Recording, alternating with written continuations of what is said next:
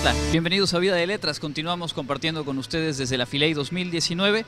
Muy contentos de poder platicar en esta ocasión con una escritora, periodista, activista, admirada por muchos de nosotros y que trae a la feria su más reciente libro, #Ellos Hablan. Lidia Cacho, bienvenida, gracias por acompañarnos. Muchas gracias por la invitación.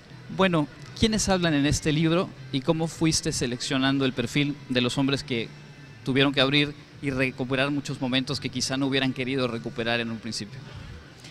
Pues mira, elegí a una serie de hombres que mostraran la diversidad del país, ¿no? Hombres mayores de 70 años, empresarios, escritores, intelectuales, un chico que vivió en condiciones de calle, un joven que está en prisión por trata de personas, un estudiante joven. Había un personaje, un líder del movimiento gay, a quien entrevisté, que después me pidió que lo sacáramos del libro, y ya que vio el libro, se arrepintió, ¿no? Y quise que fuera eso, que fuera un poco como la representación del país en el libro. La mayoría de los hombres a los que entrevisté, cuando iniciaron estas preguntas, dijeron que no habían vivido violencia en la niñez, y una vez que se dieron cuenta de lo que estaban narrando, descubrieron que había normalizado de una forma devastadora para ellos mismos las violencias de la niñez en todas sus formas. Uno de ellos justamente es un joven yucateco que ya muchos identificaron quién es y me han preguntado que si es esa persona. Decidí cambiarle los nombres porque ellos me lo pidieron. Uno de los mandatos de género que se nos imponen a los varones es que no hay que abrirse, no hay que compartir, no hay que decir. ¿Cómo fue ese tocar la puerta, que aceptaran la entrevista y que se fueran dando cuenta en el proceso de lo que estaban ellos mismos compartiendo? Mira, tengo la fortuna, bueno, también tengo 30 años haciendo periodismo, pero tengo la fortuna de que las personas a quienes les pido entrevistas en general confían en mí, excepto los políticos, les da mucho miedo que los entreviste, pero en general fue muy sencillo. Cuando les expliqué de qué se trataba el proyecto, yo quería pedirles que me ayudaran a entender cómo habían construido su masculinidad, quién determinó qué significaba ser hombre para ellos en su niñez, y si habían vivido violencia y cómo les había conformado su visión de la cultura, del amor, del sexo, del placer, de las relaciones afectivas y amorosas con hombres y con mujeres. Y todos dijeron, claro que sí, lo que pasa es que va a ser un poco aburrido porque yo no viví violencia en la niñez. Claro. Y al final todos descubrieron que pues sí, que todos vivimos violencia. Se habrán sorprendido con eso y tú habrás iniciado este proyecto con algunas premisas, con algunas ideas de lo que ibas a encontrar. Teniendo ya las entrevistas reunidas, ¿qué te sorprendió? ¿Qué te encontraste que a lo mejor no esperabas que apareciera de la forma en la que aparece?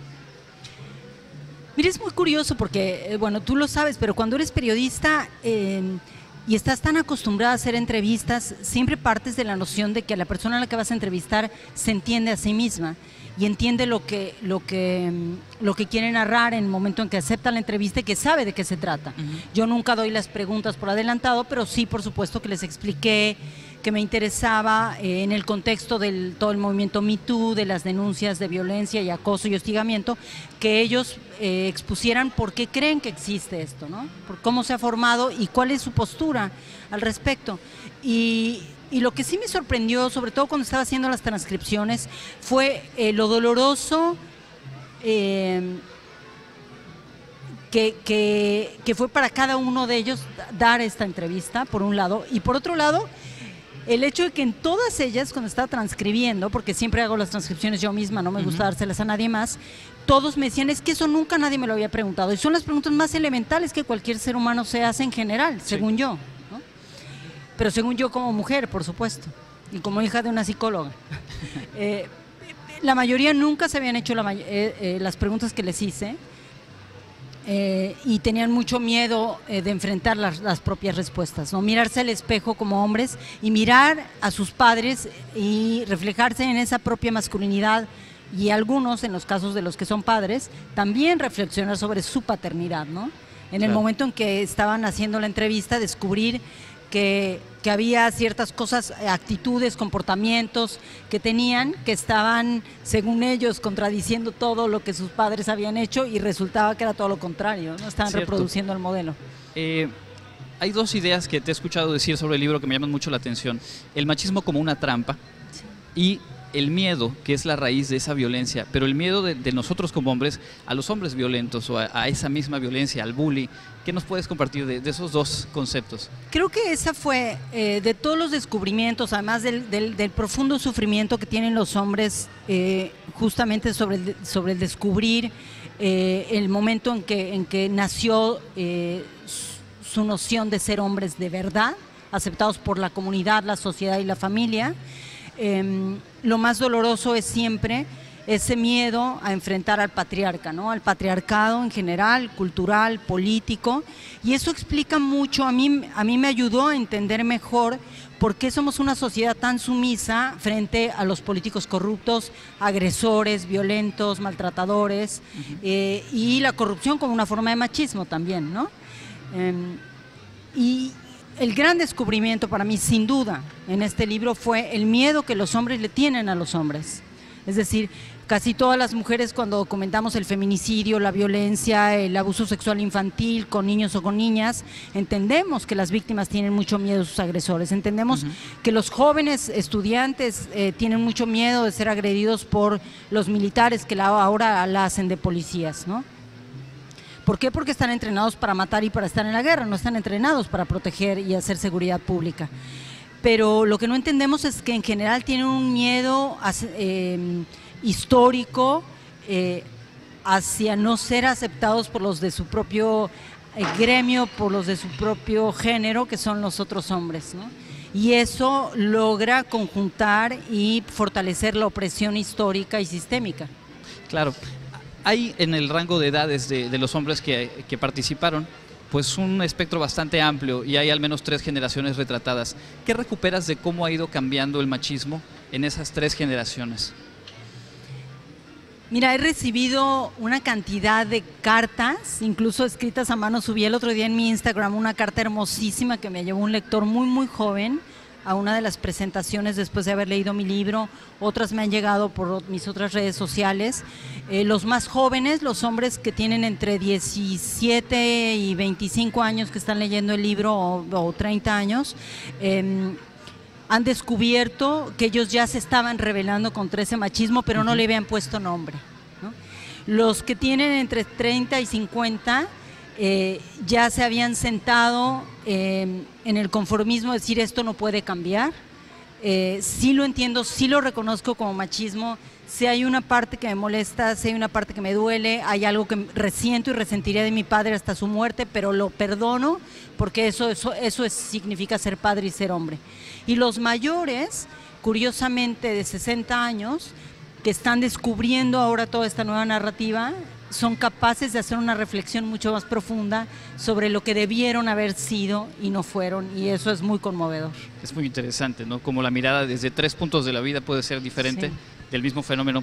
El tiempo es breve siempre, pero no quiero dejar pasar también la oportunidad de que nos compartas lo que se refleja en el libro de cómo el machismo empieza en casa, se aprende en casa, pero no como nos han también hecho creer, de la madre a los hijos, de la madre a las hijas, de qué rol deben jugar también hacia sus hermanos, hacia su padre. Tú dices, el machismo lo enseñan los papás, sí, y mucho tiene que ver con la ausencia. Fíjate que es algo que constantemente escuchamos. Casi toda la gente dice, sí, pero a ver, el 70% de las educadoras son las mamás y entonces las madres son las que propagan el machismo. Cuando entiendes cómo funciona la cadena alimenticia del poder en las familias y en el país, entendemos que el machismo es una fórmula cultural que ha sido creada, fomentada, fortalecida por los hombres, por todos los hombres en general, pero los hombres de poder más, y que educa mucho más la ausencia de un padre que la presencia de un padre, ¿no? Hay padres muy amorosos y generalmente estos son los que educan desde un lugar mucho más feminizado, digamos, para la cultura en general.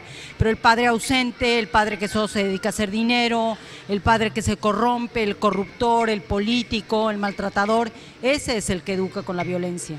Y ese, por desgracia, ha sido el más grande ejemplo para los hombres y las mujeres de este país.